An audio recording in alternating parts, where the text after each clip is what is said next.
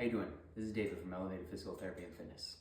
Today I'm going to go over some of the common exercises that we give to strengthen the hip and the thigh muscles, either pre-operatively, post-operatively, or sometimes if you're just having trouble with those muscle groups when you are not quite in a position to start with some of the heavier compound lifts that we like to do with people. Okay? First one is sitting on the edge of a table or mat or chair, and we're going to do what's called a long arc quad. So we're going to squeeze the thigh muscle to straighten the knee out, get it as straight as possible, hold and squeeze that thigh muscle, and then slow back down. Okay? You can do this with a weight on the end of your foot, an ankle weight wrapped around, or band resistance, or just do it with the weight of your leg if you're having enough resistance from that. Okay? The next few are all standing. There are laying down versions of this. Those are in a different video. The standing versions, we call them the kitchen sink exercises because you can do them hanging onto the counter next to the kitchen sink or anything else because we don't want balance to be the limiter here, okay? So the first one is for the hip flexors. So you're gonna do just a march and bring it as high as you can comfortably. Again, you can resist these with ankle weights or have a band around your toes.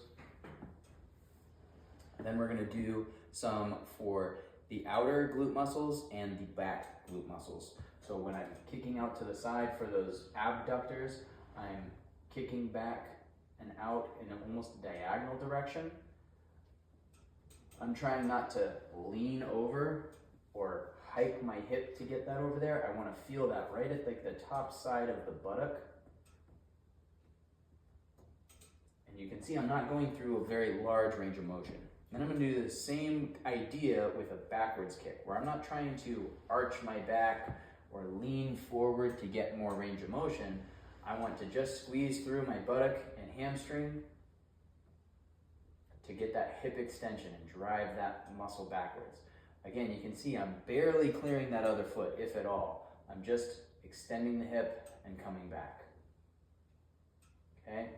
So it's a very small movement, but it's very concentrated to that posterior chain, okay?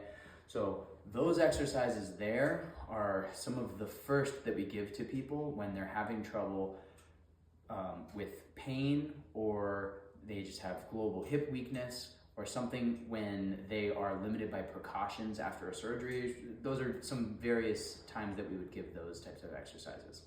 Give those few a shot and let us know what you think.